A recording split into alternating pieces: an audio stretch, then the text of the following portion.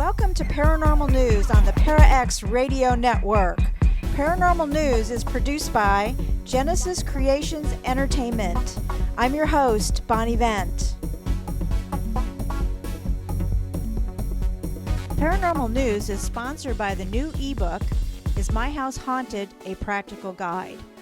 Have you ever asked yourself the question, is my house haunted? Looking for a do-it-yourself way to find the answers? This ebook walks you through all the basics. There are also forms that you can fill out to log the activity and your experiences. For more information, please go to www.sdparanormal.com and look for Is My House Haunted? A Practical Guide. A Dutch primary school teacher and amateur astronomer has discovered what some are calling a cosmic ghost, a strange object with a hole in the middle that may represent a new class of astronomical object.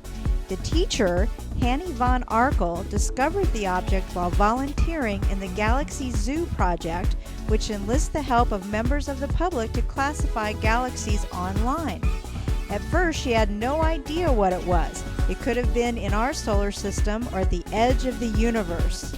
The find, nicknamed Hanny's Verwerp, which is Dutch for object, soon had scientists training their telescopes on the object. What they saw was really a mystery. The Verwerp didn't contain any stars.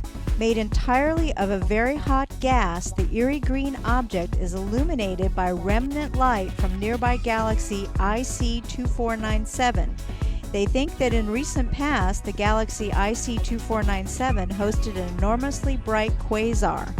The light from the past still illuminates the ghostly object, even though the quasar shut down some 100,000 years ago and the galaxy's black hole went quiet.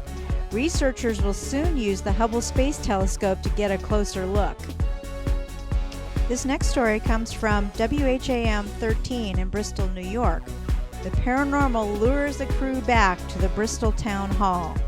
For years, Ontario County Sheriff's deputies who used the satellite office at the Bristol Town Hall swore there was ghostly activity.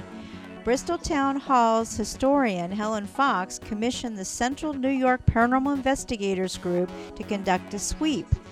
It wasn't that she believed in ghosts, rather she just wanted to dispel the rumors that have plagued the town hall for years.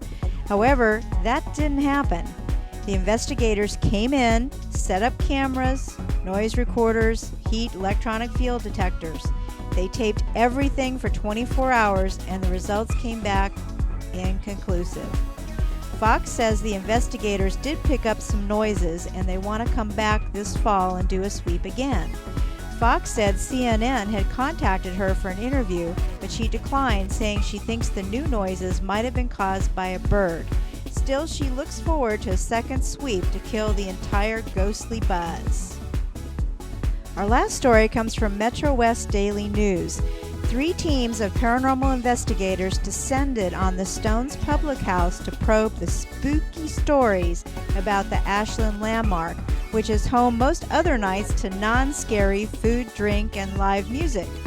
It was far from the first time ghost enthusiasts explored the old inn, with doors that refuse to stay shut and employees who say they have felt invisible hands. The group's guide, David Radlick, an Ashland firefighter who investigates the paranormal on the side, has studied the building at least 3 times. It was featured on the Sci-Fi Channel's Ghost Hunter show in 2005. But this marks the most thorough exploration of the building yet, and may have been one of the biggest joint ventures ever in the world of ghost hunting. As far as he knows, this is the first time 3 groups have ever gotten together on the same night to investigate the same place. Among those poking around the building with tape recorders and cameras was David Francis, an Upton resident. He said he is 7 chapters into a 10-chapter book on Stone's history and reports of eerie phenomena. They come from customers, people that pass by on the street, and law enforcement officials. Francis says it's not just a place that's trying to market ghosts to get people in the door. There's really something going on. However, Francis is trying to separate fact from myth. He says he's dug in deep in historic records to verify stories about the inn, dispelling some stories, confirming others, and discovering new ones. Death records show it's true that a little girl was once killed by a train near Stones, but Francis said there is little evidence to confirm a salesman named Mike McPherson ever existed, much less killed over a poker game gone bad. Francis said he confirmed 4 deaths at the inn itself. Records say William Alfred Scott, who owned the inn from 1858 to 1904, lost 2 sons to cirrhosis of the liver and 1 to general paralysis, and his wife died at Stones as well. News articles say one of his sons attacked a woman in the inn between 1894 and 1895. For more information on these stories, please go to www.sdparanormal.com and the Paranormal News feed page. Don't forget, sign up for a free subscription to Paranormal News. Thanks for joining us today on Paranormal News. If you'd like to sponsor or advertise on Paranormal News, please send us an email at paraxnews@aol.com. You can listen to Paranormal News on the ParaX radio network at www.para-x.com. Please check out their other fine shows and hosts, or join us at paranormalnews.mypodcast.com. Until next time, I'm your host, Bonnie Vent.